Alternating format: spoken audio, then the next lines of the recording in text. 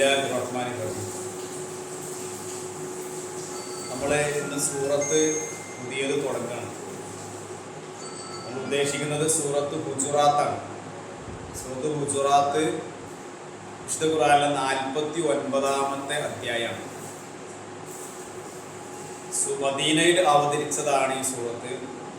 18 ആയത്തുകളാണ് ഈ അധ്യായത്തിലുള്ളത്. 2 വിഭാഗമായിട്ട് ഈ സൂറത്തിന് തിരിച്ചിട്ടുണ്ട്. ഇതിന്റെ മുൻപുള്ള 2 സൂറത്തുകൾ സൂറത്ത് മുഹമ്മദ്. സൂറത്ത് മുഹമ്മദിന്റെ മറ്റൊരു പേരാണ് സൂറത്തുൽ ഖിതാൽ. യുദ്ധവുമായി ബന്ധപ്പെട്ട് പറയുന്ന ചില കാര്യങ്ങളാണ് സൂറത്ത് മുഹമ്മദിലുള്ളത്. യുദ്ധസംബന്ധമായ പല കാര്യങ്ങളും അല്ലാഹു വിവരിക്കുന്ന ഒരു സൂറത്താണ് സൂറത്ത് മുഹമ്മദ്. ആ സൂറത്ത് മുഹമ്മദ് കഴിഞ്ഞിട്ട് സൂറത്ത് ഫത്ഹ് ആണ്. സൂറത്ത് ഫത്ഹ് വിജയം എന്നാണ് അർത്ഥം. അപ്പൊ യുദ്ധം കഴിഞ്ഞിട്ട് വിജയം. അപ്പൊ അതാണ് സൂറത്ത് ഫത്ഹ് എന്ന് പറയുന്ന സൂറത്ത്. ആ സൂറത്ത് കഴിഞ്ഞിട്ടാണ് സൂറത്ത് ഹുജുറാത്ത് എന്ന് പറയുന്ന ഈ ഇത് നമ്മള് സൂറത്ത് പേര് പറയുമ്പോൾ ഗുജറാത്ത് എന്ന് പറയാറുണ്ട്. ഹുജുറാത്ത് എന്നാണ്. ജീവന് ലമ്മാണ്. ഹുജുറാത്ത് ഹുജ അല്ല, ഹുജുറാത്താണ്. സൂറത്ത് ഹുജുറാത്ത് 49-ാമത്തെ അധ്യായം സൂറത്താണ് ഖുർആനിലെ. സൂറത്ത് ഹുജറാത്തിൽ പറയുന്നത് ഏതൊരു സമൂഹത്തിലുള്ള ആളുകളും ആ സമൂഹത്തിലെ നേതാവിനോട് അനുവർത്തിക്കേണ്ടുന്ന കുറെ കാര്യങ്ങൾ ഇതിൽ പറയുന്നു. പിന്നെ സ്വന്തം സ്വഭാവ രംഗത്ത് ബന്ധപ്പെട്ട് പറയുന്ന കുറെ കാര്യങ്ങൾ, അതൊക്കെയാണ് സൂറത്ത് ഗുജറാത്തിൽ നമ്മൾക്ക് പറയുന്നത്, പഠിപ്പിച്ചിരുന്നത്. 18 ആയത്തുകളാണ് സൂറത്ത് ഗുജറാത്തിൽ. വളരെ പ്രസക്തമായിട്ടുള്ള ആയത്തുകളാണ്. നമ്മുടെ ഒരു കൊല്ലത്തിലേറെ ആയിട്ടാണ് നമ്മൾ ഇവിടെ ക്ലാസ് തുടങ്ങിയിട്ട്. ഒരു ജുസ് നമ്മൾ എന്ത് ചെയ്തിട്ടുണ്ട്, തീർന്നിട്ടുണ്ട്. അപ്പൊ നമ്മളെ കയ്യിൽ ആ ഒരു ജുസിലുള്ള കാര്യങ്ങൾ നമ്മളെ ജീവിതത്തിലുണ്ടോ എന്ന് കൂടെ നമ്മൾ ഇടയ്ക്കൊരു പരിശോധന നടത്തണം. നമ്മൾ പറഞ്ഞ കാര്യങ്ങളും ഖുർആൻ പഠിച്ചതാണ്, അത് ഉണ്ടാവണം എന്ന് ഓർമ്മപ്പെടുത്തുകയാണ്. അടുത്തൊരു ഭാഗമാണ് നമ്മൾ തുടങ്ങുന്നത്. നമ്മൾ ഇനി മുതൽ സെലക്ട് ചെയ്ത ചില സൂറത്തുകളായിരിക്കും കുറച്ച് മുന്നോട്ട് പോവുക. നമ്മൾ പഠിക്കേണ്ടുന്ന ചില അധ്യായങ്ങൾ സൂറത്തുകളുണ്ട്. അപ്പൊ അത്തരത്തിലൊരു അധ്യായം ആയതുകൊണ്ടാണ് സൂറത്ത് ഗുജറാത്ത് നമ്മൾ തിരഞ്ഞെടുത്തത്. അഊദു ബില്ലാഹി മിനശ് ശൈത്വാനിർ റജീം. ബിസ്മില്ലാഹിർ റഹ്മാനിർ റഹീം. യാ അയ്യുഹല്ലദീന ആമനൂ ലാ തുഖദ്ദിമൂ ബൈന യദയില്ലാഹി വറസൂലിഹി വത്തഖുല്ലാഹ ഇന്നല്ലാഹ സമീഉൻ അലീം. അതാണ് 1-ാമത്തെ ആയത്ത്. യാ അയ്യുഹല്ലദീന ആമനൂ, വിശ്വാസികളെ, ഈമാനുള്ളവരെ എന്നാണ് അല്ലാഹു വിളിക്കുന്നത്. അത് പറയുമ്പോൾ നോക്ക്, ലാ തുഖദ്ദിമൂ, നിങ്ങൾ മുൻകടക്കരുത്. ഖദ്ദമ യുഖദ്ദിമു, മുഖദ്ദിമു, മുഖദ്ദിമത്ത് എന്നൊക്കെ പറയുന്നത്. ലാ തുഖദ്ദിമു, നിങ്ങൾ മുൻകടന്ന് പ്രവർത്തിക്കരുത്, നിങ്ങൾ മുൻകടക്കരുത്. ബൈന യദയില്ലാഹി വറസൂലിഹി, അല്ലാഹുവിന്റെയും അവന്റെ റസൂലിന്റെയും കാര്യത്തിൽ എന്ന് പറഞ്ഞാൽ അല്ലാഹുവിന്റെയും അല്ലാഹുവിന്റെ റസൂലിന്റെയും കാര്യത്തിൽ നിങ്ങൾ മുൻകടന്ന് പ്രവർത്തിക്കണം എന്ന് പറഞ്ഞു. അർത്ഥം നമുക്ക് പറയാം. വത്തഖുല്ലാഹ, നിങ്ങൾ അല്ലാഹുവിനെ സൂക്ഷിക്കുക. ഇന്നല്ലാഹ, തീർച്ചയായും അല്ലാഹു സമീഉൻ അലീം, എല്ലാം കേൾക്കുന്നവനാണ്, എല്ലാം അറിയുന്നവനാണ് എന്നാണ് 1-ാമത്തെ ആയത്ത്. അപ്പം ഇതിൽ നമ്മൾക്ക് കുറെ കാര്യങ്ങൾ, ചെറിയ ഒരു ആയത്തിലാണെങ്കിൽ പോലും കുറെ കാര്യങ്ങൾ പറഞ്ഞിട്ടുണ്ട്. ഒന്ന്, വിശ്വാസികളെ അഭിസംബോധന ചെയ്തുകൊണ്ടാണ് ഈ സൂറത്തിലെ 1-ാമത്തെ ആയത്തിൽ തന്നെ ഒരു നിർദ്ദേശം പറയുന്നത്. നമ്മൾ നേരത്തെ പറഞ്ഞു, മുഹമ്മദ് യുദ്ധവുമായി ബന്ധപ്പെട്ടാണ്, യുദ്ധം നടന്നിട്ടുണ്ട്. അതിൽ പിന്നെ വിജയവുമായി ബന്ധപ്പെട്ടാണ് പറയുന്നത്. ഇനി മനുഷ്യർ അവർ തമ്മിൽ ഉണ്ടാവേണ്ടുന്ന ചില ബന്ധങ്ങളും ചില കാര്യങ്ങളെ കുറിച്ചുമാണ് പറയുന്നത്. അപ്പൊ യാ അയ്യുഹല്ലദീന ആമനു, വിശ്വാസികളെ, ഈമാനുള്ളവരെ എന്നാണ് വിളിക്കുന്നത്. ലാ തുഖദ്ദിമു, മുൻകടക്കരുത്, നിങ്ങൾ മുൻകടക്കരുത് എന്നാ പറഞ്ഞത്. അപ്പൊ ഒരു കാര്യത്തിലും നേതാവിനെ മുൻകടക്കാൻ പാടില്ല. അത് ചെറിയൊരു സംഘമാണെങ്കിലും, ഇപ്പൊ നമ്മളൊരു ക്ലാസ്സാണ്, അല്ലെങ്കിൽ ഒരു കുടുംബമാണ്, ഒരു പള്ളിയിലുള്ള കുറച്ച് ആളുകളാണ്, ഒരു കമ്മിറ്റിയാണ്, ഏതാണെങ്കിലും അതിനൊരു ഇമാമോ നേതാവോ ഉണ്ടെങ്കിൽ ആ നേതാവിനെ മുൻകടന്ന് എന്ത് ചെയ്യാൻ പാടില്ല, പ്രവർത്തിക്കുക. അപ്പൊ നമസ്കാരത്തിൽ റസൂലുള്ള പ്രത്യേകം പറഞ്ഞു എന്ത്? ഇമാമിന് മുൻകടന്ന് നിങ്ങൾ കർമ്മങ്ങൾ ചെയ്യരുത് എന്ന് പറഞ്ഞാൽ ഇമാമ് സുജൂദിലേക്ക് പോകുന്നതിന് മുമ്പ് നിങ്ങൾ എന്ത് ചെയ്യാൻ പാടില്ല? സുജൂദിലേക്ക് പോകരുത്. ഇമാം റുക്കൂയിൽ നിന്ന് എഴുന്നേൽക്കുന്നതിന് മുമ്പ് നിങ്ങൾ എഴുന്നേൽക്കരുത്. ഇമാം എഴുന്നേറ്റതിന് ശേഷം നമ്മൾ എഴുന്നേൽക്കാൻ പാടും. പല ആളുകളും പലപ്പോഴും നമ്മൾ മുമ്പ് നിസ്കാരത്തിന്റെ കാര്യം പറഞ്ഞപ്പോൾ പറഞ്ഞിട്ടുണ്ട്, ഇമാം ഓതുന്ന സൂറത്ത് നമ്മൾക്ക് അറിയുന്ന സൂറത്തായിരിക്കും. ഇമാം ഫാത്തിഹ ഓതി കഴിഞ്ഞിട്ട് ഓതിയിട്ടുള്ള സൂറത്ത് നമ്മൾക്ക് അറിയുന്ന സൂറത്താണെങ്കിൽ ആ സൂറത്ത് ഇമാം അവസാനിപ്പിക്കുമ്പോഴേക്ക് നമ്മൾ കൈ താത്തിനോ, അത് പാടില്ല. ഇമാം കൈ താഴ്ത്തുന്നത് എപ്പോഴായിരിക്കണം? ഇമാം അല്ലാഹു അക്ബർ പറഞ്ഞ് ഇമാം കൈ താഴ്ത്തിയാലേ നമ്മൾ എന്ത് ചെയ്യാൻ പാടുള്ളൂ? കൈ താഴ്ത്താം. അതെല്ലാത്തിലും നിസ്കാരത്തിൽ റുക്കൂല് ചില ആൾക്കാർ ധൃതി കാണിക്കാറാണ്. അത്തയ്യാത്തിൽ ഒന്നാമത്തെ റക്അത്തിൽ ഇരുന്നിട്ട് പിന്നെ അടുത്ത സുജൂദിലേക്ക് പോകുന്നതിന് മുമ്പ് ഇങ്ങനെ ആ ഒരു കളി കളിക്കരുത്. ഇമാം പോയിട്ടേ നമ്മൾ എന്ത് ചെയ്യാൻ പാടുള്ളൂ. ഇമാം എന്ന് പറഞ്ഞാൽ പിന്തുടരാനുള്ള. അപ്പൊ അത് ഏത് കാര്യത്തിലാണെങ്കിലും അങ്ങനെയാണ്. അപ്പൊ ഇത് പ്രത്യേകിച്ച് റസൂലിന്റെ കാര്യം പറയണം, അള്ളാഹിന്റെ റസൂലിന്റെ കാര്യം പറഞ്ഞു തരുമ്പോൾ അവിടെ പ്രത്യേകം നമ്മളോട് എന്ത് ചെയ്യാണ് പറയാണ്, യാ അയ്യുഹല്ലദീന ആമനു, വിശ്വാസികളെ, ലാ തുഖദ്ദിമൂ ബൈന യദയില്ലാഹി വറസൂൽ, അള്ളാഹുവിന്റെയും അവന്റെ റസൂലിന്റെയും മുമ്പിൽ നിങ്ങൾ മുൻകടന്നു ഒന്നും പ്രവർത്തിക്കരുത്. നിങ്ങൾ അള്ളാഹുവിനെ സൂക്ഷിക്കുക. ഇന്നല്ലാഹ സമീഉൻ അലീം, തീർച്ചയായും അള്ളാഹു എല്ലാം കേൾക്കുന്നുണ്ട്, കാണുന്നുണ്ട്. അപ്പൊ നബി സല്ലല്ലാഹു അലൈഹി വസല്ലമയുടെ സാന്നിധ്യത്തിൽ ഒരു സത്യവിശ്വാസി അങ്ങനെ ചെയ്യുന്നത് അള്ളാഹുവിനോടും റസൂലിനോടും കാണിക്കുന്ന അനാദരവും അവിവേകവുമാണ് എന്ന് പറഞ്ഞുതരാണ് ഇവിടെ ഈ ആയത്തിലൂടെ ചെയ്യുന്നത്. ഇപ്പൊ അത് റസൂലാണ് എന്ന് ആ സമയത്ത് റസൂൽ ജീവിച്ചിട്ട് റസൂലിന്റെ സമൂഹത്തിൽ അവർ ജീവിച്ചിരിക്കുമ്പോ ആ റസൂലിന്റെ മുമ്പിൽ അവർ ചെന്ന് അങ്ങനെ ചെയ്യാൻ പാടില്ല എന്ന് പറഞ്ഞു. അത് പൊതുസമൂഹത്തോട് എന്ത് ചെയ്യണം. അതുകൊണ്ടാണ് ഒരു സദസ്സിൽ നിന്ന് നമ്മൾ എഴുന്നേറ്റ് പോവുകയാണെങ്കിൽ അനുവാദം ചോദിച്ചിട്ട് വേണം എന്ത് ചെയ്യാൻ, എഴുന്നേറ്റ് പോകാൻ. ഒരു സദസ്സിലേക്ക് കടന്നു വരാൻ ഉള്ള അനുവാദവും ചോദിക്കേണ്ടതുണ്ട് എന്നുണ്ട്. ഇത് അതുപോലെ പിന്നെ നമ്മളെ ഒരു തന്നെ കുടുംബമായി ജീവിക്കുന്നിടത്തും അവിടുത്തെ നേതാക്കന്മാരും ഉമ്മിയൊക്കെയാണ്, അവിടെയും ഇതുപോലെ എന്ത് ചെയ്യണം, അനുവർത്തിക്കണം. അപ്പം ഒരാളുടെയും പിന്നെ നേതാവിനെ മുൻകടന്ന് എന്ത് ചെയ്യാൻ പാടില്ല. അപ്പൊ ഇനി മാത്രമല്ല, നമ്മള് വേറൊന്ന് റസൂലുള്ള പറഞ്ഞതെന്ന് വെച്ചാല്, നിങ്ങൾ 3 ആളുകൾ ഒരു യാത്ര പോവുകയാണെങ്കിൽ ആ യാത്രയിൽ നിങ്ങൾക്കൊരു അമീർ ഉണ്ടായിരിക്കണം. ആ അമീർ മറ്റാളുകളുമായി കൂടി ആലോചിച്ചുകൊണ്ട് എന്ത് ചെയ്യണം, കാര്യങ്ങൾ ചെയ്യണം എന്ന് പറഞ്ഞാൽ അതെന്തിനാ, ആ ഒരു നേതൃത്വം ഉണ്ടാകാൻ വേണ്ടി. അങ്ങനെയാണ് ഇസ്ലാം പഠിപ്പിക്കുന്നത്. അപ്പം അതില്ലാതിരിക്കുന്നത് അബദ്ധങ്ങളും ഒക്കെ വരാൻ വളരെ കൂടുതൽ സാധ്യതയുണ്ട് എന്ന്. അപ്പൊ ഏതൊരു കാര്യത്തിലും അള്ളാഹുവിന്റെയും റസൂലിന്റെയും ഖുർആനിന്റെയും സുന്നത്തിന്റെയും വിധി അന്വേഷിക്കാതെ ആർക്കും എന്തില്ല, സ്വന്തമായിട്ട് തീരുമാനം പറയാനും പാടില്ല ദീനിന്റെ കാര്യത്തിൽ. അല്ല എന്ത് പറഞ്ഞിരിക്കണോ, റസൂൽ എന്ത് പറഞ്ഞിട്ടുണ്ടോ അതെന്ത് ചെയ്യണം, അവിടെ നിൽക്കണം. എന്റെ അഭിപ്രായം ഇങ്ങനെ, ഞാനിങ്ങനെയാണ് ചെയ്യുക എന്ന് പറയാൻ പറ്റില്ല. അള്ളാഹുവിന്റെ റസൂൽ അതാണല്ലോ, ഫഇൻ തനാസഅതും ഫീ ഷൈഇൻ ഫറുദ്ദൂഹു ഇലല്ലാഹി വറസൂൽ, നിങ്ങൾക്ക് ഇടയിൽ എന്തെങ്കിലും ഒരു അഭിപ്രായ വ്യത്യാസം ഉണ്ടായാൽ ഫറുദ്ദൂഹു, അത് നിങ്ങൾ മടക്കണം, ഇലല്ലാഹ്, അള്ളാഹുവിലേക്ക്. അള്ളാഹുവിലേക്ക് പറഞ്ഞാൽ ഖുർആനിലേക്ക്, വറസൂലിഹി, റസൂലിന്റെ ചര്യയിലേക്ക്, റസൂലിലേക്ക് പറഞ്ഞാൽ സുന്നത്തിലേക്ക്. അതിലുണ്ടോ നോക്കുക. ഇല്ലെങ്കിൽ പിന്നെ ബാക്കിയുള്ള എന്ത് ചെയ്യുള്ളൂ, ഇല്ലെങ്കിൽ ബാക്കിയുള്ള ആ കാര്യങ്ങളിലേക്കും ഇജ്മാഉം ഖിയാസൊക്കെ പിന്നെ വരും. അപ്പൊ അതില് അല്ലാഹു ഖുർആനിൽ പറഞ്ഞിട്ടുണ്ട് എന്ന് കിട്ടിയാൽ പിന്നെ എന്ത് ചെയ്യണ്ട, വേറെ ഒന്നും അന്വേഷിച്ചു പോകണ്ട.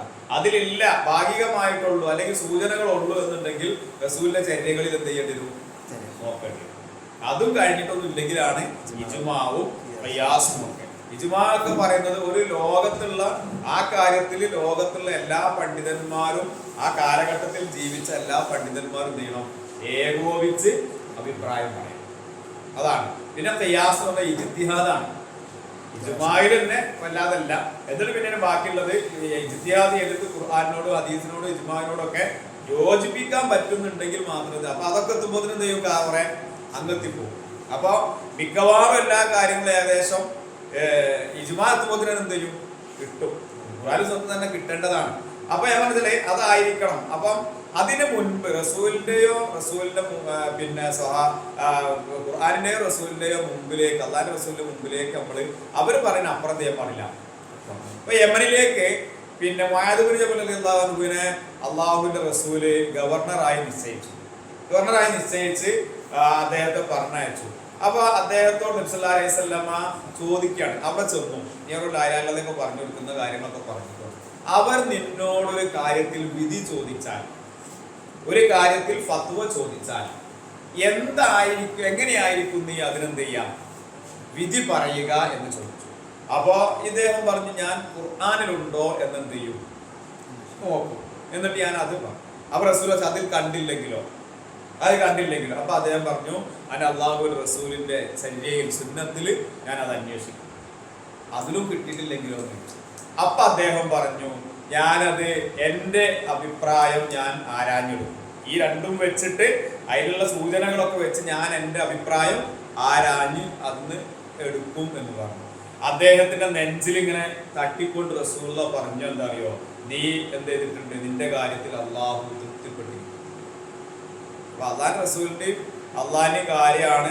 അള്ളാഹുവിന്റെ ഖുർആനിലുണ്ടോ റസൂലിന്റെ ചര്യയിലുണ്ടോ, അതാണ് എന്ത് ചെയ്യേണ്ടത്. അതിനപ്പുറമുള്ളത് എടുക്കേണ്ട ആവശ്യമില്ല എന്നാണ് പറഞ്ഞത്.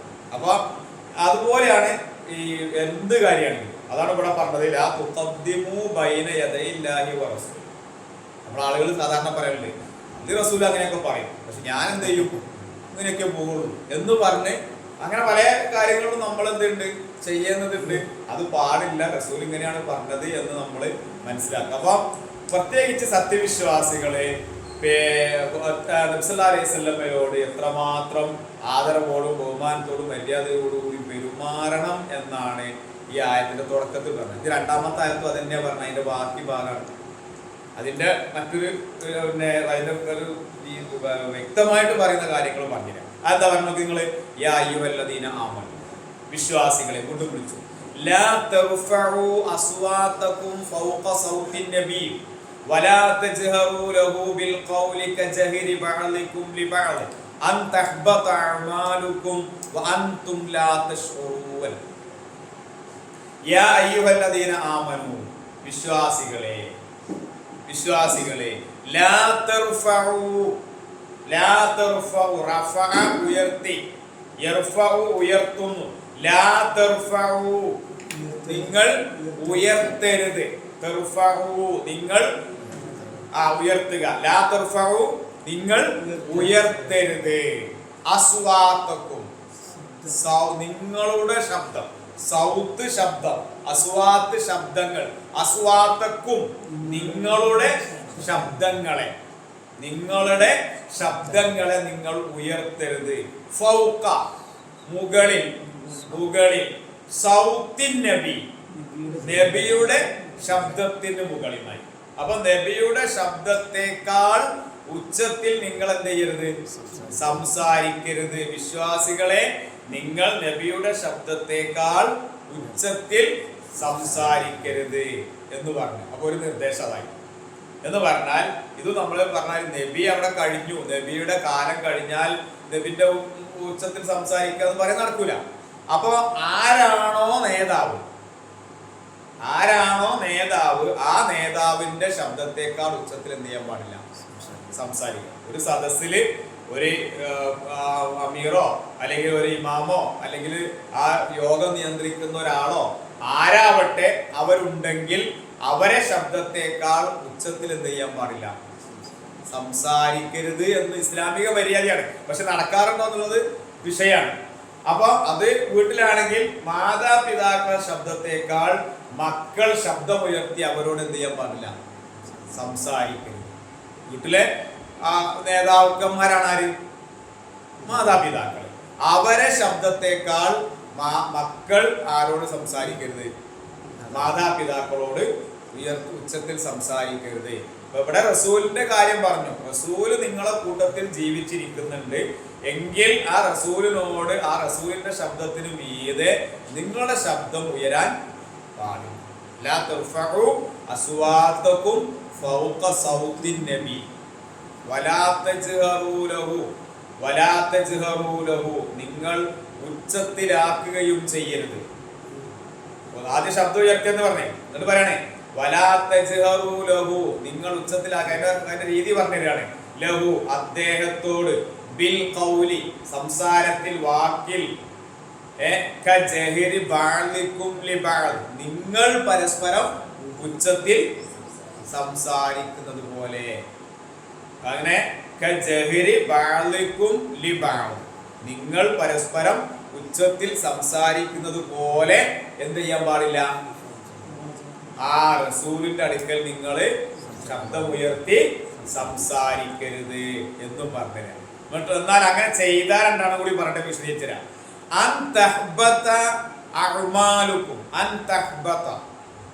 നഷ്ടത്തിലായി പോകും, ഫലശൂന്യമാകും. ഹബിത്വം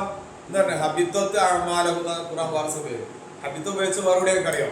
ഈ വാക്ക് ഉപയോഗിച്ചത് ഷിർക്ക് ചെയ്യുന്ന മനുഷ്യരുടെ കർമ്മങ്ങൾ സ്വീകരിക്കൂല എന്ന് പറഞ്ഞു. അവിടെ ഉപയോഗിച്ച വാക്ക് ഇത് തന്നെയാണ്, ഹബിത്വം എന്ന് പറഞ്ഞാൽ വലഖദ് ഊഹിയ ഇലൈക വ ഇലല്ലദീന മിൻ ഖബലിക ലഇൻ അശ്റക്ത ലയഹ്ബതന്ന അമലുക ലയഹ്ബത ഹബിത്വ. അതാണ് ഷിർക്ക് ചെയ്തവന്റെ കർമ്മങ്ങളൊക്കെ എന്താണ്? നിഷ്ഫലമാണ്. അത് പിന്നെ നിസ്കരിച്ചിട്ടൊന്നും കാര്യമില്ല. ഷിർക്ക് ചെയ്യുന്നുണ്ടെങ്കിൽ വൃത്തിയാവത് അതുപോലെ ആകരുത് എന്ന് അതുപോലെ വാക്കാണ് ഇവിടെ ഉപയോഗിച്ചത്. അള്ളാഹുവിന്റെ റസൂലിന്റെ അടുക്കൽ നിങ്ങൾ ഉച്ചത്തിൽ സംസാരിക്കരുത്, നിങ്ങൾ പരസ്പരം ഉച്ചത്തിൽ സംസാരിക്കുന്നത് പോലെ. അങ്ങനെ ചെയ്താൽ നിങ്ങളുടെ കർമ്മങ്ങൾ നിഷ്ഫലമായി പോകും, ഫലശൂന്യമായി പോകും.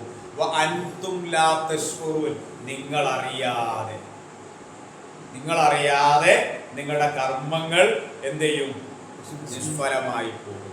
അപ്പൊ നബി സല്ലല്ലാഹു അലൈഹി വസല്ലമയുടെ അടുക്കൽ വെച്ച് സംസാരിക്കുമ്പോൾ അവിടുത്തെ ശബ്ദത്തെക്കാൾ കവിഞ്ഞ ശബ്ദത്തിൽ നിങ്ങൾ എന്ത് ചെയ്യാൻ പാടില്ല? സംസാരിക്കരുത്. ഇനി നബിയോട് വല്ലതും ചെയ്യുകയാണെങ്കിൽ തന്നെ നിങ്ങൾ പരസ്പരം ഒച്ചത്തിൽ പറയുന്നത് പോലെയും സംസാരിക്കുന്നത് പോലെയും എന്ത് ചെയ്യാൻ പാടില്ല? സംസാരിക്കാനും പറയാനും അവിടുന്ന് പാടാത്ത ഒച്ചത്തിൽ നിങ്ങൾ സംസാരിക്കരുത്. അത് സത്യവിശ്വാസികൾക്ക് നല്ല ഒരു നിലപാടല്ല എന്ന് പറഞ്ഞു. അങ്ങനെ ആയാൽ അവരുടെ കർമ്മങ്ങൾ എന്ത് ചെയ്യും? ഫലശൂന്യമായി പോകും, നിഷ്ഫലമായി പോകും എന്ന് പറഞ്ഞതാണ്. അപ്പോൾ നബി സല്ലല്ലാഹു അലൈഹി വസല്ലമയുടെ ഇതൊരു സംഭവം പറയുന്നുണ്ട്. ഒരു സ്വഹാബി, ആ സ്വഹാബി ഈ ആയത്തിറങ്ങിയതിനു ശേഷം ഈ ആയത്ത് ഓതി കേട്ട് ഇതിന്റെ വിശദീകരണം പറഞ്ഞ് കേട്ടതിനു ശേഷം അദ്ദേഹം ആ സ്വഹാബി പള്ളിയിലേക്ക് റസൂലുള്ളാഹി സ്വല്ലല്ലാഹു വരാതെയായി. അങ്ങനെ ആളുകള് നബി സല്ലല്ലാഹു അലൈഹി വസല്ലം ചോദിക്കുകയാണ്, എന്തുകൊണ്ട് ഇദ്ദേഹം നമ്മൾ ആ സ്വഹാബിനെ കാണുന്നില്ല എന്ന്. ഹൻലല എന്നാണ് ആ സ്വഹാബിന്റെ പേര്.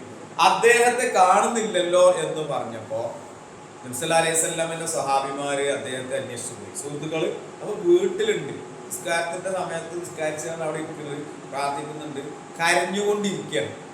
അപ്പൊ അദ്ദേഹത്തോട് ചോദിച്ചു, എന്തുകൊണ്ടാണ് നിങ്ങൾ പള്ളിയിൽ വരാത്ത? റസൂലുള്ളാഹിനെ അന്വേഷിക്കുന്നുണ്ട് എന്ന് പറഞ്ഞു. റസൂലിന്റെ അടുത്തേക്ക് വന്നിട്ട് അദ്ദേഹം റസൂലിനോട് പറഞ്ഞു, നാഫക ഹൻലല, ഹൻലല മുനാഫിക്കായിരിക്കുന്ന റസൂലേ, എന്താ കാരണം എന്ന് ചോദിച്ചു. റസൂൽ സല്ലല്ലാഹു അലൈഹി വസല്ലമ എന്ത് ചെയ്ത് പറഞ്ഞു കൊടുക്കുകയാണ്, ഞാൻ നിങ്ങളെ സംസാരത്തിന്റെ ഇടയിൽ എൻ്റെ കർമ്മങ്ങളൊക്കെ തന്നെ എന്ത് ചെയ്യും?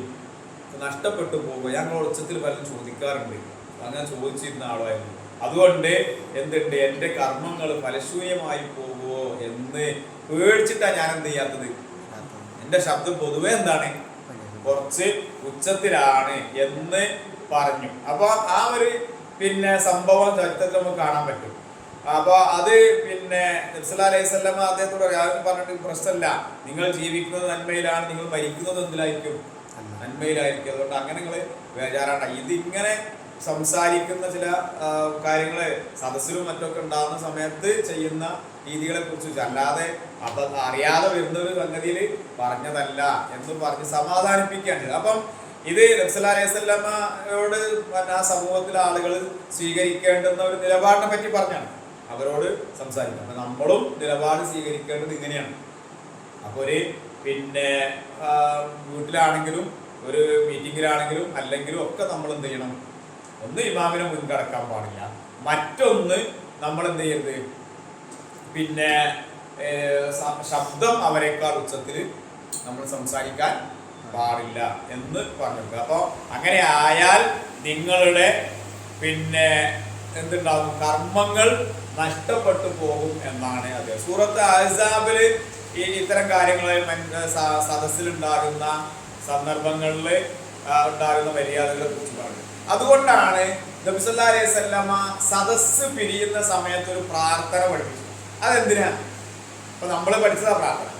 സദസ്സ് പിരിയുന്ന സമയത്ത് ഒരു പ്രാർത്ഥന പറഞ്ഞു. റസൂൽ പറഞ്ഞു, ഈ പ്രാർത്ഥന നിങ്ങൾ സദസ്സ് പിരിയുമ്പോൾ പറഞ്ഞാൽ ആ സദസ്സിലുണ്ടായിട്ടുള്ള അബദ്ധങ്ങൾ നിങ്ങൾക്ക് എന്തെങ്കിലും പഠിച്ചാൽ ഓർത്തിരുന്ന സുബ്ഹാനക അല്ലാഹുമ്മ വബിഹംദിക അശ്ഹദു അല്ലാ ഇലാഹ ഇല്ലാ അൻത അസ്തഗ്ഫിറുക വഅതൂബു ഇലൈക. നമ്മൾ തുടക്കത്തിൽ തന്നെ പറഞ്ഞ പ്രാർത്ഥനയാണ്, ഒന്നാമത്തെ ക്ലാസ്സിൽ പറഞ്ഞ പ്രാർത്ഥനയാണ്. സുബ്ഹാനക അല്ലാഹുമ്മ വബിഹംദിക അശ്ഹദു അല്ലാ ഇലാഹ ഇല്ലാ അൻത അസ്തഗ്ഫിറുക വഅതൂബു ഇലൈക എന്ന പ്രാർത്ഥന ഒരു സദസ്സ് പിരിഞ്ഞു പോകുമ്പോൾ നിങ്ങൾ പ്രാർത്ഥിച്ചാൽ ആ സദസ്സിൽ വെച്ചുണ്ടായ അബദ്ധങ്ങള് പോരായ്മകളും ഒക്കെ പടച്ചവൻ നിങ്ങൾക്ക് തരും. അത് ഏത് സദസ്സ് പിരിയുമ്പോഴാണെങ്കിലും ഉമ്മി ബാപ്പി മക്കളും കുട്ടികളെല്ലാവരും ഇരുന്ന് സംസാരിച്ച് പിരിയുമ്പോഴാണെങ്കിൽ പോലും എന്ത് ചെയ്യണം, ആ പ്രാർത്ഥന പ്രാർത്ഥിച്ചുകൊണ്ടാണ് പോകേണ്ടത്. അപ്പൊ നബി സല്ലല്ലാഹു അലൈഹി വസല്ലമയുടെ സ്വഹാബിമാർക്ക് ഇത്തരത്തിലുള്ള ചില പിന്നെ കാര്യങ്ങളൊക്കെ തന്നെ എന്ത് ചെയ്ത് പഠിപ്പിച്ചു കൊടുക്കുകയാണ് ഈ ആയത്തിലൂടെ. അത് നമ്മൾക്കും കൂടെ ഉള്ള ബാധ്യതയായിട്ടാണ് പറയുന്നത്. ഈ ഒരു ഹദീസ്, നബി സല്ലല്ലാഹു അലൈഹി വസല്ലമയുടെ സ്വഹാബിമാർ അല്ലാഹുവിന്റെ ഈ കൽപ്പനകളെ എങ്ങനെയായിരുന്നു വിലയിരുത്തിയിരുന്നത് എന്ന് കാണുന്ന ചില ഉദാഹരണങ്ങൾ ഈ തമീം ഗോത്രക്കാരുടെ നിവേദക സംഘം, ഇവരെ പറ്റി ഇതിന്റെ ബാക്കി പറയുന്നത്, തിരുമേനി അടുക്കൽ വന്നപ്പോൾ അവരിൽ ആരെയാണ് അവരുമായി നേതാവായി നിശ്ചയിക്കേണ്ടത് എന്ന കാര്യത്തിൽ അബൂബക്കർ റളിയല്ലാഹു അൻഹുവും ഉമർ റളിയല്ലാഹു അൻഹുവും തമ്മിൽ അഭിപ്രായ വ്യത്യാസമായി. ഒരു യാത്രാ സംഘം വന്നു, അവരിൽ ഒരാൾ നബിയോട് സംസാരിക്കാൻ ആരെയാണ് തമീം ഗോത്രത്തിൽ നിന്ന് നേതാവാക്കേണ്ടത് എന്നുള്ള കാര്യത്തിൽ അബൂബക്കർ റളിയല്ലാഹു ഉമർ റളിയല്ലാഹു അൻഹു തമ്മിൽ എന്ത് ചെയ്ത് തർക്കനായി. അങ്ങനെ സംസാരം ഉണ്ടായി. ആ സംസാരം രണ്ടാളും തർക്കത്തിലായി. തർക്കം രണ്ടാളുടെയും ശബ്ദം ചെയ്ത് കുറച്ച് ഉച്ചത്തിലായി. ഈ സന്ദർഭത്തിലാണ് ഈ ഖുർആൻ വചനത്തിന്റെ അവതരണം എന്നാണ് പറയുന്നത്. സബബുൻ നുസൂൽ, ഖുർആനിന്റെ ഈ ആയത്തിന്റെ സബബുൻ നുസൂൽ ഇതാണ് എന്നാണ് പറയുന്നത്. പിന്നീട് ഉമർ റളിയല്ലാഹു അൻഹു നബി സല്ലല്ലാഹു അലൈഹി വസല്ലം സംസാരിക്കുമ്പോൾ അത് കേട്ട് മനസ്സിലാക്കാൻ പോലും സാധിക്കാത്ത രീതിയിൽ വളരെ പതുക്കെയായിരുന്നു ആരോട് സംസാരിച്ചിരുന്നത്. കാരണം അവരുടെ പേരിൽ ഒരു ആയത്തിറങ്ങി, ഇങ്ങനെ ഒരു വിഷയം ഉണ്ടായപ്പോ പിന്നെ ശബ്ദം ചെയ്ത് മറ്റേ കുറച്ചിട്ടാണ് അദ്ദേഹം സംസാരിച്ചത്. ബുഖാരിയിലും മുസ്ലിമിലും കാണാൻ പറ്റും. അബൂബക്കർ റളിയല്ലാഹു അൻഹു ആകട്ടെ സ്വകാര്യ സംഭാഷണം നടത്തുവാൻ വേണ്ടി വന്ന ഒരാളെ പോലെയായിരുന്നു അത് മുതൽ നബി സല്ലല്ലാഹു അലൈഹി വസല്ലമയുമായി സംസാരിച്ചത് എന്നും നിവേദനം ചെയ്യപ്പെട്ടിട്ടുണ്ട്. അപ്പൊ പല നിവേദക സംഘവും വരുമ്പോ നബി സല്ലല്ലാഹു അലൈഹി വസല്ലമക്ക് സലാം പറയുന്നതും അവിടുത്തോട് സംസാരിക്കുന്നതും എങ്ങനെ ആയിരിക്കണമെന്ന് അദ്ദേഹം മുൻകൂട്ടി അവർക്ക് അറിയിപ്പ് കൊടുക്കുമായിരുന്നുവെന്നും പറയുന്നു. ഈ വചനം അവതരിച്ചതിന് ശേഷം സാബിത്ത് ഇബ്നു ഖൈസ് റളിയല്ലാഹു അൻഹു നബി സല്ലല്ലാഹു അലൈഹി വസല്ലമയുടെ അടുക്കലേക്കുള്ള തന്റെ വരവ് നിന്നു. ഞാൻ നേരത്തെ പറഞ്ഞത് സാബിത്ത് അൻവരല്ലേ, സാബിത്ത് ഇബ്നു ഖൈസാണ്. സാബിത്ത് ഇബ്നു ഖൈസ് നബി സല്ലല്ലാഹു അലൈഹി വസല്ലമയുടെ അടുക്കലേക്ക് ഉള്ള വരവ് നിർത്തി. വിവരം അറിഞ്ഞ് നബി സല്ലല്ലാഹു അലൈഹി വസല്ലമ ആളയച്ച് അദ്ദേഹത്തെ എന്ത് ചെയ്തു, കൊണ്ടുവന്നു.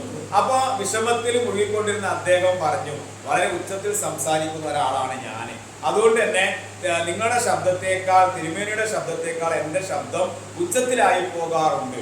ഇക്കാരണത്താൽ എൻ്റെ കർമ്മങ്ങൾ, ആയത്തിൽ പറഞ്ഞല്ലോ എന്ത്, അമാലുക്കും, നിങ്ങളുടെ കർമ്മങ്ങൾ നഷ്ടപ്പെട്ടു പോകുമോ എന്നതുപോലെ ഞാൻ ഭയപ്പെട്ടു. അതുകൊണ്ടാണ് ഞാൻ എന്ത് ചെയ്യാത്തത്, ഒരു വരാത്തത് എന്ന് പറഞ്ഞു. അപ്പോ നബി സല്ലല്ലാഹു അലൈഹി വസല്ലമ അവരോട് പറഞ്ഞു, നിങ്ങൾ അദ്ദേഹം നല്ല നിലയിൽ ജീവിക്കുകയും മരിക്കുകയും ചെയ്യുന്ന സജ്ജനങ്ങളുടെ കൂട്ടത്തിൽ പെട്ട ആളാണെന്ന് അദ്ദേഹത്തെ അല്ലാഹു റസൂൽ അറിയിച്ചു. ആരോട്? സാധുവിനോട് പറയാണെന്ത്, നിങ്ങൾ നല്ലതിലാണ്, നല്ല ആൾക്കാരെ കൂട്ടത്തിൽ പെട്ടാണ് ജീവിക്കുക, നല്ല ആളെ കൂട്ടത്തിലായിക്കോട്ടെ എന്ത് ചെയ്യും, മരിക്കുകയും ചെയ്യും, അതുകൊണ്ട് ബേജാറാവണ്ട എന്ന് പറഞ്ഞു കൊടുത്തു. അപ്പൊ അത് അദ്ദേഹത്തെ അങ്ങനെ ഓർമ്മിപ്പിച്ചു. ഇമാം മുസ്ലിം ഉദ്ധരിക്കുന്ന, ബുഖാരി മുസ്ലിം ഉദ്ധരിക്കുന്ന ഒരു സംഭവം. അപ്പൊ ഞാൻ മനസ്സിലായി, ഇത് നമ്മൾ നമ്മുടെ ജീവിതത്തിൽ എന്ത് ചെയ്യണം, അനുവർത്തിക്കേണ്ട സംഗതിയാണ്. ഇന്നിപ്പോ ശരിക്ക് പിന്നെ നമ്മൾ സംസാരം സ്വാഭാവികമായ സംസാരത്തെക്കാൾ പലപ്പോഴും നമ്മൾക്ക് പിന്നെ സംസാരത്തിന് ശബ്ദം ഉയരപ്പെടാം ദേഷ്യം പിടിക്കുമ്പോഴാണ് അല്ലെ, ദേഷ്യം പിടിക്കുമ്പോഴാണ്. അപ്പൊ ദേഷ്യം പിടിക്കുമ്പോ നമ്മളെ മുന്നിലുള്ളത് ആരാണ് എന്നൊരു ബോധം ഉണ്ടായാൽ മതി. മുന്നിലുള്ള ഉമ്മയാണോ ഉപ്പയാണോ ജ്യേഷ്ഠനാണോ നമ്മളെക്കാൾ മുതിർന്ന ആളാണോ എന്താണ് എന്നുള്ളൊരു ബോധം അവിടെ നഷ്ടപ്പെടുമ്പോഴാണ് എന്തുണ്ടാകുന്നത്, ശബ്ദം ഉയരുന്നത്. ദേഷ്യം പിടിക്കുമ്പോൾ തന്നെ ശാരീരികമായി കുറേ മാനസികമായ ശാരീരികമായ പിന്നെ ഹോർമോൺ പ്രക്രിയകൾക്ക് പോലും എന്തുണ്ടാവുന്നുണ്ട്, ഇതാകുന്നുണ്ട്. ശരീരം ചൂടാകുന്നതാണ്. സാധാരണ തന്നെ പറയുമ്പോൾ ഭയങ്കര ചൂടാകാന്ന് അറിയില്ലേ, ചൂടാകുക എന്നാ പറയാം. ചൂടാകുന്ന ശരീരം ചൂടാകുന്നുണ്ട്, ഹീറ്റ് ആവുന്നുണ്ട്. അപ്പൊ അത് നമ്മളെ ബ്ലഡ് സർക്കുലേഷൻ കൂടും. അങ്ങനെ കുറെ പ്രയാസങ്ങൾ ഉണ്ടാകുന്ന ഒരു സംഗതിയാണ് ദേഷ്യം പിടിക്കുക എന്ന് പറയുന്നത്. അപ്പൊ അത് ആരോടാണ് എന്നത് അനുസരിച്ചാണ് അവിടെ നമ്മൾ എന്ത് ചെയ്യേണ്ടത്, ഒന്ന് ശ്രദ്ധിച്ചാൽ മതി. അപ്പം ദേഷ്യം താഴ്ന്നു പോകാൻ അത് മതി. ഉമ്മ ജ്യേഷ്ഠനോ മുതിർന്ന ആളോ ആണെങ്കിൽ അവിടെ എന്തുണ്ടാവും, ആ ഒരു ബോധം വന്നാൽ മതി. ആ ബോധം നഷ്ടപ്പെടുമ്പോഴാണ് ആരോടാന്നുള്ളത് എന്ത് ചെയ്യും, സംസാരിക്കും. അപ്പൊ സംസാരിക്കുന്ന കാര്യത്തില് വിശുദ്ധ ഖുർആനെ സംസാരത്തെ കുറിച്ചൊക്കെ പറഞ്ഞത് വലിയ അതിശക്തമായ രീതിയിലാണ് കേട്ടോ. എന്ന് പറഞ്ഞാല് സംസാരിക്കുന്ന എല്ലാ ജീവികൾക്കും നാവുണ്ട്. നമ്മൾ പറഞ്ഞു വലിസാനം വർഷത്തെയും പറഞ്ഞപ്പോ നമ്മൾ പറഞ്ഞു എല്ലാ ജീവികൾക്കും നാവും ചുരുക്കമൊക്കെ ഉണ്ട്. പക്ഷെ സംസാരിക്കുന്ന ആരുള്ളൂ, മനുഷ്യനുള്ളൂ. അപ്പൊ സംസാരിക്കുന്ന മനുഷ്യനുള്ളൂ എന്നതുകൊണ്ട് തന്നെ ആ സംസാരിക്കുന്ന മനുഷ്യൻ അവൻ സംസാരിക്കുമ്പോ ഖൂലു ഖൗലൻ സദീദ, അങ്ങനെ പറഞ്ഞു, യാ അയ്യുഹല്ലദീന ആമനു ഖൂലു ഖൗലൻ സദീദ, നിങ്ങള് നല്ല സംസാരം മാത്രമേ എന്ത് ചെയ്യാൻ പാടുള്ളൂ, സംസാരിക്കും. ബുദ്ധിമാൻ സംസാരിക്കുന്നതിന് മുമ്പ് ഹൃദയത്തോട് ചോദിക്കും, എന്ത് ഞാൻ പറയണോ പറയണ്ടേ, വർത്താനം എന്താ പുറത്തേക്ക് പറയേണ്ടത് എന്ന് ഹൃദയത്തോട് ചോദിക്കും. വിഡ്ഢി സംസാരിച്ചതിന് ശേഷം എന്ത് ചെയ്യും, ആലോചിക്കുള്ളൂ. അപ്പൊ ഇതിന് പറയേണ്ടതൊക്കെ എന്ത് ചെയ്തിട്ടുണ്ടാവും, പറഞ്ഞിട്ടുണ്ടാവും. അപ്പൊ സംസാരം എന്നത് അതുകൊണ്ടാണ് കഴിഞ്ഞ ക്ലാസ്സിൽ നമ്മൾ പറഞ്ഞു മൻ നജാത്ത്, എന്താണ് വിജയത്തിനുള്ള മാർഗം എന്ന് ചോദിച്ചപ്പോൾ പറഞ്ഞെന്താ, ഒന്ന് കുഫ അലൈക ലിസാനക, നിന്റെ നാവിനെ നീ പിടിച്ചു വെക്കുക, നാവിനെ പിടിച്ചു വെക്കുക. പിന്നെ നിന്റെ വീട് നീ വിശാലമാക്കുക. നിന്റെ പാപത്തെ ഓർത്ത് നീ കരയുക. 3 കാര്യങ്ങളാണ് അതില്. ഒന്നാമത് പറഞ്ഞത് വിജയത്തിലേക്കുള്ള മാർഗം എന്താണെന്ന് വന്ന് ചോദിച്ച സഹാബിനോട് റസൂല പറഞ്ഞു കൊടുക്കുന്നത് കുഫ അലൈക ലിസാനക, നാവിനെ ബന്ധിച്ചോ, നാവിനെ പിടിച്ചു വെച്ചോ, വിജയം ഉണ്ടാവും. അപ്പൊ സംസാരത്തിൽ പാലിക്കേണ്ടുന്ന മര്യാദകളെ കുറിച്ചാണ് ഈ ആയത്തിൽ പറയുന്നത്. അപ്പൊ പ്രത്യേകിച്ച് നമ്മെക്കാൾ മുതിർന്നവരോടോ അല്ലെങ്കിൽ നേതാവായിട്ടുള്ള നേതാവ് ഇപ്പം നമ്മെക്കാൾ താഴ്ന്ന ആളോ ആവാം, നേതാവ് നമ്മളെക്കാൾ താഴെ വയസ്സുകൊണ്ട് വലിപ്പം കൊണ്ടും എന്താവാം, താഴെയാവാം. അങ്ങനെ ഉണ്ടായിട്ടുണ്ട്. റസൂൽ സല്ലല്ലാഹു അലൈഹി വസല്ലമ മരിക്കുന്നതിന്റെ കുറച്ചു മുമ്പ് നിശ്ചയിച്ച ഒരു യുദ്ധത്തിന്റെ നേതാവ് സെയ്ദ് റളിയല്ലാഹു അൻഹു, ചെറുപ്പക്കാരനാണ്. 18 or 20 വയസ്സേ ആർക്കായിട്ടുള്ളൂ, സെയ്ദ് റളിയല്ലാഹു അൻഹു ആയിട്ടുള്ളൂ. എത്രയോ വലിയ സ്വഹാബിമാർ അവിടെ ഉണ്ട്. ഉമർ റളിയല്ലാഹു അൻഹു, അബൂബക്കർ സിദ്ദീഖ് റളിയല്ലാഹു അൻഹു, അതുപോലെ ഖാലിദ് ഇബ്നു വലീദ് ഒക്കെ ഇവിടെ ഉണ്ടായിട്ടും റസൂലാണ് എന്ത് ചെയ്തത്, സെയ്ദിനെ പടനായകനായിട്ട് നിശ്ചയിക്കും. ആ സമയത്താണ് റസൂൽ വഫാത്താകുന്നത്. ആ യാത്ര യുദ്ധം നടന്നില്ല. അത് പിന്നീട് അത് അബൂബക്കർ സിദ്ദീഖ് റളിയല്ലാഹു അൻഹു ഖിലാഫത്ത് ഏറ്റെടുത്തതിന് ശേഷം എന്ത് ചെയ്തു, ഈ യുദ്ധത്തിന് വേണ്ടി സൈന്യത്തെ തയ്യാറാക്കിയപ്പോ ഇതേ സെയ്ദിനെ തന്നെയാണ് എന്ത് ചെയ്തത്, പടനായകനാക്കുന്നത്, സൈന്യാധിപനാക്കുന്നത്. ആളുകൾ പലരും പറഞ്ഞു ചെറുപ്പക്കാരനാണ്, പരിചയമില്ല കേട്ടോ, ആ വേറെ ആളെ മാറ്റിക്കൂടെ, എത്രയോ ആളുകൾ നമ്മുടെ കൂട്ടത്തിലുണ്ട് എന്ന് പറഞ്ഞപ്പോ അദ്ദേഹം പറഞ്ഞത് റസൂല് നിശ്ചയിച്ചതായിരുന്നു, അത് അങ്ങനെ തന്നെ പോകട്ടെ എന്നാണ്. അങ്ങനെ റസൂല് പറഞ്ഞതാണ്. അത് പറഞ്ഞോട് കൂടി പിന്നെ സെയ്ദിനെ നായകനായിട്ട് ആരേറ്റെടുത്തു, ജനങ്ങൾ ഏറ്റെടുത്തു, പിന്നിൽ അണിനിരന്നു അവർ ചെയ്തു. അത് അപ്പം അത് പിന്നെ നേതാവാണ്.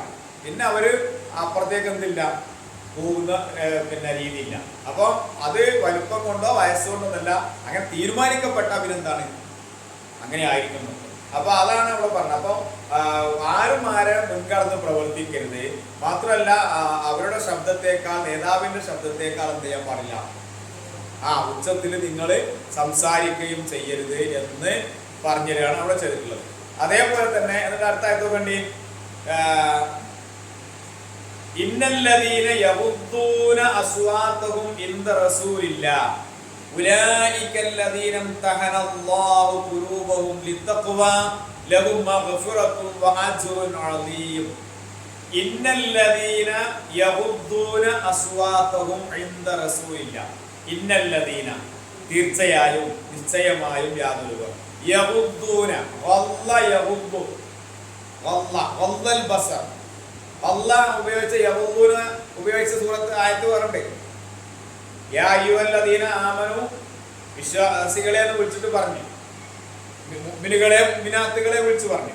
കുല്ലിൽ മുഅ്മിനീന യഗുദ്ദൂ മിൻ അബ്സാരിഹിം വയഹ്ഫദൂ ഫുറൂജഹും.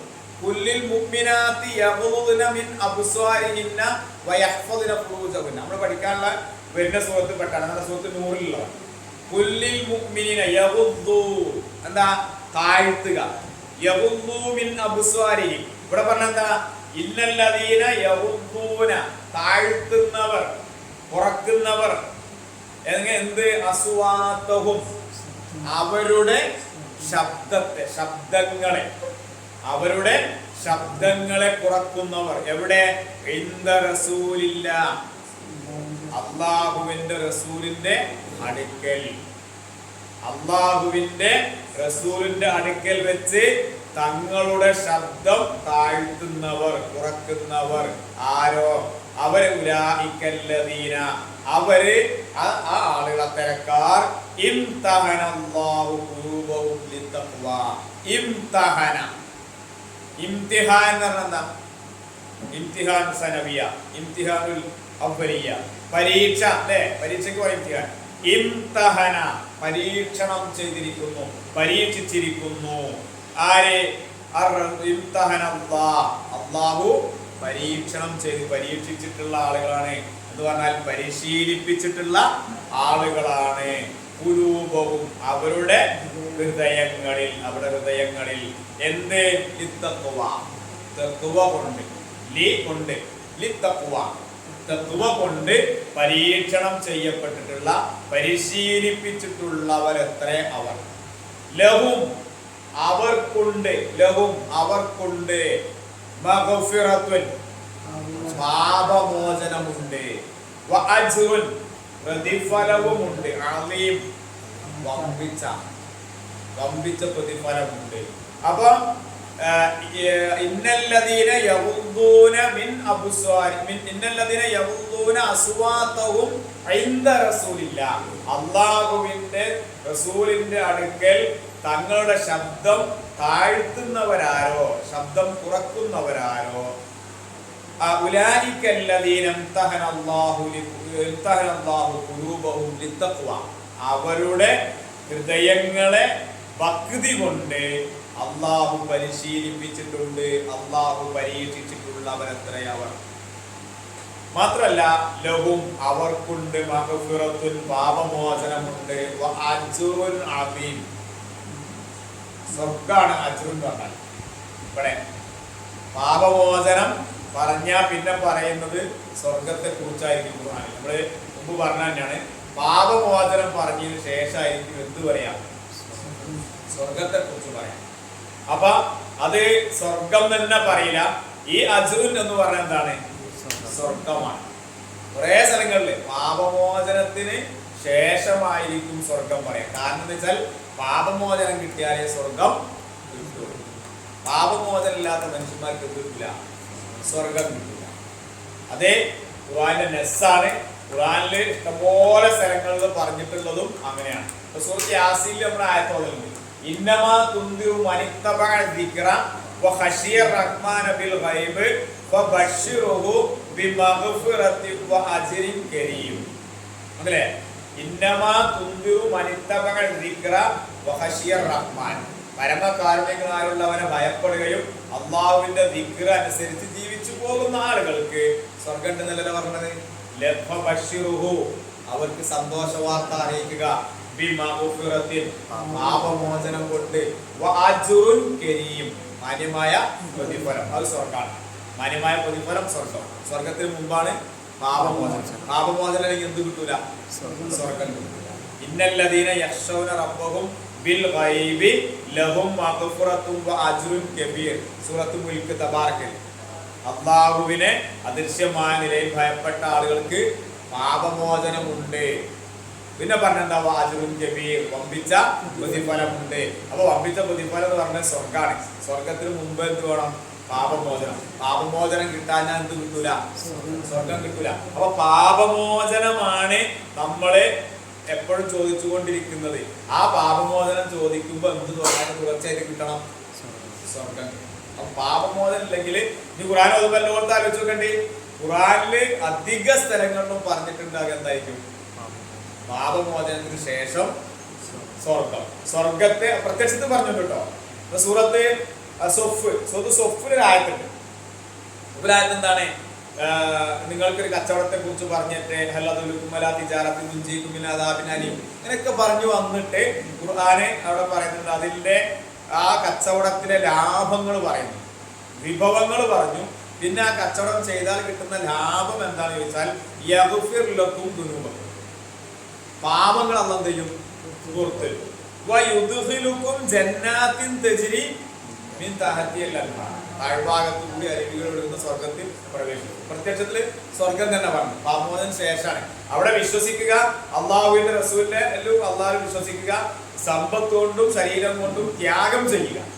മുജാഹിദൂന ഫീ സബീലില്ലാഹി ബി അംവാലിക്കും വഅൻഫുസിക്കും എന്ന് പറഞ്ഞതിന് ശേഷം, അതാണ് ആ കച്ചവടം എന്ന് പറയുന്നതിലെ വിഭവങ്ങൾ. ആ വിഭവങ്ങൾ പറഞ്ഞ് അതങ്ങ് ചെയ്താൽ എന്തുണ്ടാവും? ലാഭം. യഗ്ഫിർ ലക്കും ദുനൂബക്കും, പാപം പുറത്ത്.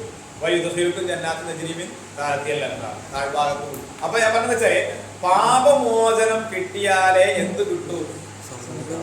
അതുകൊണ്ടാണ് റസൂൽ സല്ലല്ലാഹു അലൈഹി വസല്ലം പാപം ചെയ്യാതിരുന്നിട്ട് പോലും ഇന്നി അസ്തഗ്ഫിറുല്ലാഹ വ അതൂബു ഇലൈഹി, ഞാൻ ഒരു ദിവസം ഇസ്തിഗ്ഫാറും തൗബയും ചോദിക്കാറുണ്ടായിരുന്നു. 100 മറ, 100 പ്രാവശ്യം, 70 100 തവണ ഹദീസിൽ വന്നിട്ടുണ്ട്. ഇസ്തിഗ്ഫാർ തേടുക, അസ്തഗ്ഫിറുല്ലാഹ് എന്ന് പറയുന്ന വാചകങ്ങള് ഞാൻ എന്ത് ചെയ്തിരുന്നു? ഒരു ദിവസം 70 100 തവണ പറഞ്ഞിരുന്നു നബി പറയണം. നമ്മളെ അതിലേറെ പറയേണ്ടതാണെന്ന് അർത്ഥം. അപ്പൊ പാപമോചനം ഉണ്ടെങ്കിൽ സ്വയം സ്വർഗം കിട്ടൂ എന്ന് നമ്മൾ കൂടെ പറഞ്ഞുള്ളൂ.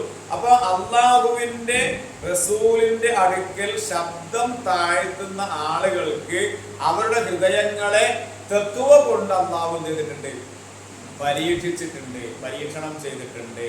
ആ പരീക്ഷണം ചെയ്തത് കൊണ്ട് തന്നെ അവർക്ക് എന്ത് കിട്ടുകയാണ്?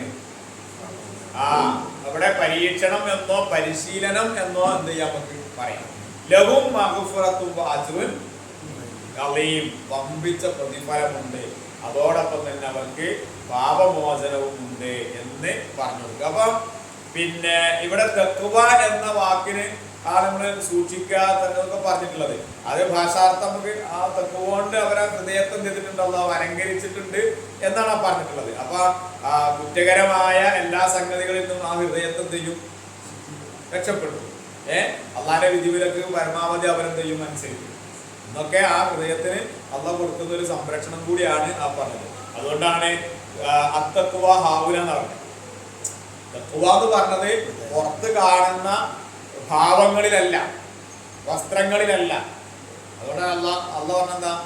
റസൂൽ പറഞ്ഞു, ഇന്നല്ലാഹ ലാ യൻദുറു ഇലാ അജ്സാമിക്കും വലാ ഇലാ സുവരിക്കും, നിങ്ങളുടെ ശരീര സൗന്ദര്യത്തിലേക്ക് ആരും നോക്കൂല, അള്ളാഹ് നോക്കൂല. വലാ ഇലാ, നിങ്ങളുടെ വസ്ത്രത്തിലേക്ക് അള്ളാഹ് നോക്കും. പിന്നെ നോക്കിക്കൊടുക്ക, വലാകിൻ യൻദുറു ഇലാ ഖുലൂബിക്കും, ഹൃദയങ്ങളിലേക്കാണ് അള്ളാഹു നോക്കുക. നമ്മൾ എത്ര റുപ്യന്റെ ഏത് തരം വസ്ത്രമാണ് ധരിച്ചത് എന്നുള്ള ആർക്കും പ്രശ്നമല്ല, അള്ളാഹുവിന് ഒരു പ്രശ്നമേ അല്ല.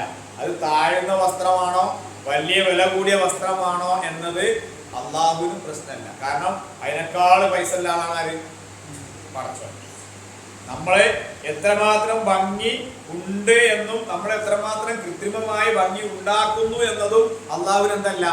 പ്രശ്നമല്ല. കാരണം ഇന്നല്ലാഹ ജമീൽ, അള്ളാഹു ഭംഗിയുള്ളവനാണ്. അപ്പൊ നമ്മക്കാൾ ഭംഗിയുള്ള ആളാണ്. ഈ കാണുന്ന ലോകത്തെ ഏത് സൗന്ദര്യവും സൃഷ്ടിച്ചതാരാ? നമ്മൾ അങ്ങനെ ആലോചിച്ച് നോക്കണ്ടി. നമ്മൾ കൃത്രിമ ഭംഗികൾ പലതും ഉണ്ടാക്കുന്നുണ്ട്, കൃത്രിമമായിട്ട് സീനറികൾ വരയ്ക്കുന്നുണ്ട്. പക്ഷേ ഈ വരക്കാനുള്ള സീനറി നേരത്തെ അവിടെ ഉണ്ടാക്കി വെച്ചാലാ. അപ്പൊ ആ സൗന്ദര്യം എന്ന് പറഞ്ഞത് നേരത്തെ അള്ളാന്റെ ഭാവനയിലുള്ളത് തന്നെയാണ്. എത്ര ഭംഗി നമ്മൾ വരച്ചാലും നമ്മളെ ആളുകൾ എന്ത് ചെയ്താലും ആ ഭംഗി എവിടെ ഉണ്ട്? പടച്ചോന്റെ അടുത്തുണ്ട്. അതുകൊണ്ട് അള്ളാഹു ഭംഗി, അള്ളാഹു ഭംഗി ഇഷ്ടമാണ്. ഭംഗിയുള്ളത് എന്തുണ്ട്? അള്ളാഹ്ക്ക് ഇഷ്ടമാണ്. ഭംഗിയോട് നടക്കുന്നത് അള്ളാഹ്ക്ക് ഇഷ്ടമാണ് എന്ന് പറഞ്ഞു. അപ്പൊ അത് എന്നാൽ അതുപോലെ അത് അള്ളാഹു ആ ഹൃദയത്തിന്, മനുഷ്യന്റെ ഹൃദയത്തിന് ഒരു ഭംഗി നൽകുക, അത് തഖ്വ കൊണ്ടാണ് നൽകുക. ആ തഖ്വ ഹൃദയത്തിലുണ്ടെങ്കിൽ അതൊരു ഭംഗിയാണ്. അതുകൊണ്ടാണ് അത്തഖ്വ ഹാഉന. തഖ്വ എവിടെയാണ്? ഹൃദയത്തിലെയാണ് എന്ന് പറഞ്ഞിങ്ങനെ നെഞ്ചിലേക്ക് ചൂണ്ടിക്കാണിച്ചിട്ടുണ്ട്. അപ്പൊ അത് ഉണ്ടായാലാണ് മനുഷ്യൻ എന്ത് ചെയ്യുക? ഏറ്റവും നന്നായിട്ട് പാപമോചനം കിട്ടുക. തഖ്വ കൊണ്ട് പാപമോചനം കിട്ടണം, അതിലൂടെ സ്വർഗം കിട്ടണം എന്നാണ് പറഞ്ഞത്. അപ്പൊ അതാണ് പറഞ്ഞത്. ഈ ഇമാം അഹമ്മദ് ഉദ്ധരിക്കുന്ന ഒരു തിരുവചനത്തിൽ കാണാൻ സാധിക്കും. ഉമർ റളിയല്ലാഹു അൻഹുവിനോട് ഇപ്രകാരം എഴുതി ചോദിക്കപ്പെട്ടു: അമീറുൽ മുഅ്മിനീൻ, ഒരു മനുഷ്യൻ അള്ളാഹുവിനോട് അനുസരണക്കേട് ചെയ്യുവാൻ ആഗ്രഹിക്കുന്നില്ല, അവനത് ചെയ്യുന്നുമില്ല, ഇവനാണോ ഉത്തമൻ? അതല്ല, അനുസരണക്കേട് പ്രവർത്തിക്കുവാൻ ആഗ്രഹിക്കുന്നു, അത് പ്രവർത്തിക്കാറില്ല, ഇങ്ങനെയുള്ള മനുഷ്യനോ ആരാണ് ഉത്തമൻ എന്ന് ചോദിച്ചു. അദ്ദേഹത്തിന് മറുപടി ചെയ്ത്, അനുസരണക്കേട് ചെയ്യാൻ ആഗ്രഹിക്കുകയും എന്നിട്ടത് പ്രവർത്തിക്കാതിരിക്കുകയും ചെയ്യുന്നവരെത്രേ അള്ളാഹു തഖ്വക്ക് വേണ്ടി ഹൃദയങ്ങളെ പരീക്ഷിച്ചറിഞ്ഞ കൂട്ടാണ്. ഒരാള് സമൂഹത്തിനോടൊപ്പമായിരിക്കുമ്പോ എന്ത് ചെയ്യാ? തെറ്റ് ചെയ്യാതിരിക്കുക. തെറ്റ് ചെയ്യാൻ സാഹചര്യം ഉണ്ടായിട്ടും തെറ്റ് ചെയ്യാതിരിക്കുന്നതാണ് തഖ്വ. തെറ്റ് ചെയ്യാൻ സാഹചര്യമൊന്നുമില്ല, എന്നിട്ടോ ഞാൻ തെറ്റ് ചെയ്യണില്ല അങ്ങോട്ട് കാര്യമില്ലല്ലോ. അപ്പൊ തെറ്റ് ചെയ്യാൻ സാഹചര്യം ഉണ്ടായിട്ടും തെറ്റ് ചെയ്യാതിരിക്കുന്നതാണ് എന്ത്? തഖ്വ എന്ന് പറഞ്ഞത്. അല്ലാതെ അതിനൊന്നും സാഹചര്യമൊന്നുമില്ല, ഞാൻ തെറ്റ് ചെയ്യണില്ല എന്ന് പറഞ്ഞിട്ട് അത് വലിയ ത്യാഗമല്ല. അപ്പൊ അതുകൊണ്ടാണ് പറഞ്ഞത്. അപ്പൊ ആ ഒരു അതുകൊണ്ട് തഖ്വ എന്ന ഇപ്പൊ റസൂലുള്ളാഹി സ്വല്ലല്ലാഹു അലൈഹി വസല്ലമയുടെ ഹദീസില് ഇസ്ലാമിക ചരിത്രത്തിൽ നമുക്ക് കാണാൻ സാധിക്കുന്ന ഒരു സംഭവം. ഒരു ചെറുപ്പക്കാരൻ അതിയായി ആഗ്രഹിച്ചിരുന്ന ഒരു പെൺകുട്ടിയുമായിട്ടൊരു ശാരീരിക ബന്ധത്തിന് എല്ലാ അവസരങ്ങളും ഒത്തൊരുങ്ങിയപ്പോ ആ പെൺകുട്ടി അവനോട് പറയുന്ന ഒരു വർത്തമാനം എന്താ? ഇത്തഖില്ല, നീ അല്ലാഹനെ സൂക്ഷിക്കണം കേട്ടോ എന്നൊരൊറ്റ വർത്താനേ പറഞ്ഞിട്ടുള്ളൂ. അയാൾ ആ തിന്മയിൽ നിന്ന് മാറി നിന്നു. ഇത് അദ്ദേഹം അകപ്പെട്ട വലിയൊരു പ്രയാസത്തിൽ നിന്ന് രക്ഷപ്പെടാൻ ഈ കാരണം വെച്ചിട്ടാണ് അള്ളാഹുവിനോട് അയാൾ പ്രാർത്ഥിക്കുന്നത്. 3 ആളുകൾ ഗുഹയിൽ അകപ്പെട്ട സംഭവമല്ലേ? ആ ചരിത്രത്തിന്റെ ആ ഹദീസ് ഒന്ന് വായിച്ചു നോക്കണ്ടി. അതിൽ പറയുന്ന ഒരു മനുഷ്യന്റെ സംഭവം ഇതാണ്. അല്ലാഹു എന്ന് കേട്ടപ്പോഴേ എന്തായി? ആ ഒരു ബോധം കൊണ്ട് ആ തിന്മയിൽ നിന്ന് മാറി നിൽക്കാൻ സാധിച്ചു എന്നുള്ളത്. അതാണ് തഖ്വ എന്ന് പറയുന്നത്. അപ്പൊ അത് മനസ്സിലുണ്ടാവാനാണ് നമ്മളും പണിയെടുക്കേണ്ടത്, ശ്രദ്ധിക്കേണ്ടത് എന്നാണ് ഈ ആയത്തിലൂടെ അള്ളാഹു നമ്മൾക്ക് പറയുന്നത്. അപ്പൊ 3 ആയത്തുകൾ നമ്മൾ ആണ് ഇതിൽ നിന്ന് നമ്മൾ പഠിക്കുന്നത്. ഇത് ഓതിയിട്ട് നമുക്ക് അതിന്റെ ബാക്കി കാര്യങ്ങൾ എന്തുണ്ടെങ്കിൽ ചോദിക്കാം. ബിസ്മില്ലാഹിർ റഹ്മാനിർ റഹീം. يا أيها الذين آمنوا لا تقدموا بين يدي الله ورسوله واتقوا الله إن الله سميع عليم. يا أيها الذين آمنوا لا ترفعوا أصواتكم فوق صوت النبي ولا تجهروا له بالقول كجهر بعضكم لبعض أن تحبط أعمالكم وأنتم لا تشعرون. إن الذين يغضون أصواتهم عند رسول الله أولئك الذين امتحن الله قلوبهم للتقوى لهم مغفرة وأجر عظيم. സൂറത്ത് ഹുജറാത്തിന്റെ 3 ആയത്തുകളാണ് നമ്മൾ ഇന്ന് മനസ്സിലാക്കിയത്. 49ാമത്തെ അധ്യായമാണ് സൂറത്ത് ഹുജറാത്ത്. ഈ അധ്യായം മദീനയിൽ അവതരിച്ച സൂറത്താണ്. ഇതിന്റെ കാര്യങ്ങൾ നമ്മുടെ ജീവിതത്തിൽ പകർത്ത് മുന്നോട്ട് പോകാൻ പറ്റുന്ന ആയത്തുകളാണ് ഇതിൽ തുറന്നുള്ളതും. അതുകൊണ്ട് കൂടുതൽ നമ്മൾ പഠിക്കുകയും വായിക്കുകയും ഖുർആനെ കുറിച്ച് ആലോചിക്കുകയും ജീവിതത്തിൽ ഖുർആൻ ഉണ്ടാവുകയും ചെയ്യുക.